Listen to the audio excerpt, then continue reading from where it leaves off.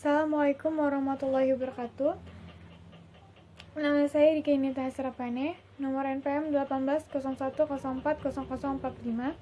Video ini saya buat sebagai hasil jawaban saya dari ujian akhir semester mata kuliah manajemen kurikulum. Baiklah, pertanyaan yang pertama. Jelaskan karakteristik pengembangan kurikulum. Yang pertama, kurikulum itu harus memiliki tujuan yang jelas. Yang kedua, kurikulum harus selaras dengan program atau kegiatan yang telah dibuat di sekolah. Yang ketiga, kurikulum harus mengembangkan potensi dan minat siswa.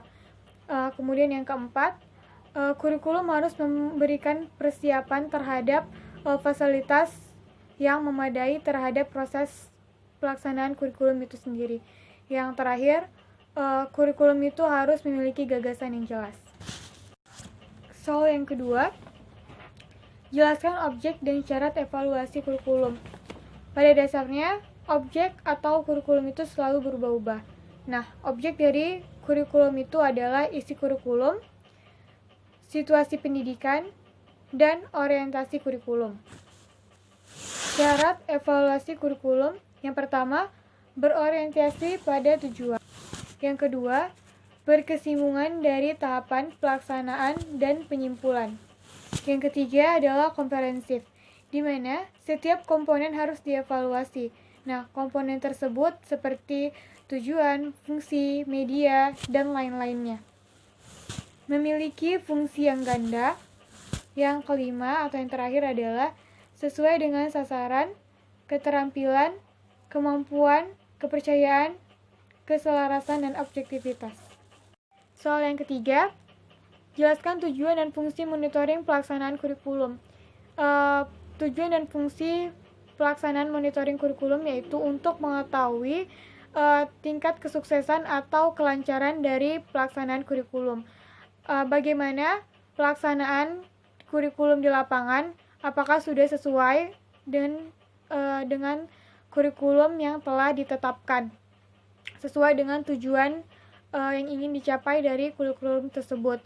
Kemudian fungsi monitoring ini juga agar mengetahui apa-apa saja yang harus dilakukan untuk melakukan perbaikan dan membuat keputusan agar situasi pembelajaran menjadi lebih baik. Baiklah, soal yang keempat, jelaskan jenis penilaian kerja guru. Yang pertama, menilai RPP atau rancangan pembelajaran yang akan dilakukan oleh si guru tersebut. Kemudian yang kedua adalah menilai tingkat kehadiran si guru. Kemudian yang ketiga, menilai bagaimana penguasaan kelas si guru. Yang keempat, menilai bagaimana metode atau bagaimana si guru tersebut menyampaikan materinya, apakah sudah bisa dan sesuai dengan yang telah ditetapkan oleh kurikulum. Apakah si siswa tersebut juga dapat menerima dan memahami apa yang telah disampaikan si guru tersebut. Kemudian soal yang kelima adalah jelaskan peran dan tugas dari kepala sekolah. Peran kepala sekolah dia itu yang pertama sebagai manajer, di mana dia mengorganisasikan dan mengatur seluruh warga sekolah, baik staf, guru-guru, dan peserta didik atau siswanya. Yang kedua, dia berperan sebagai motivator, di mana dia harus memotivasi, memberikan contoh-contoh yang baik terhadap staf, guru, dan si peserta didiknya agar menjadi lebih baik dan gurunya menjadi guru-guru yang lebih profesional. Kemudian dia juga berperan sebagai supervisor, di mana dia harus mengawasi, memberikan saran atau masukan atau menegur bahkan si guru atau staf-stafnya agar mereka menjadi lebih baik dalam bekerja. Kemudian fungsi si kepala sekolah adalah dia harus mengembangkan kemampuan si staf-stafnya, mengembangkan kemampuan gurunya, mengembangkan potensi si peserta didiknya.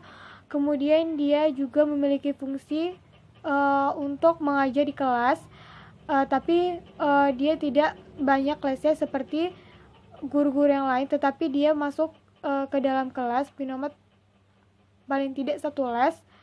Hal itu dimaksudkan agar dia mengetahui bagaimana situasi kelas dan situasi peserta didik dan sekolahnya.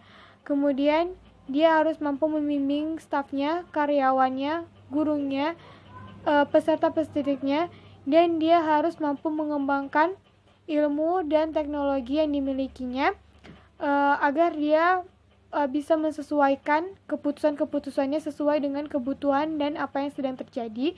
Kemudian dia harus memberikan contoh bimbingan konseling dan karir yang baik terhadap staf, guru, maupun peserta didiknya.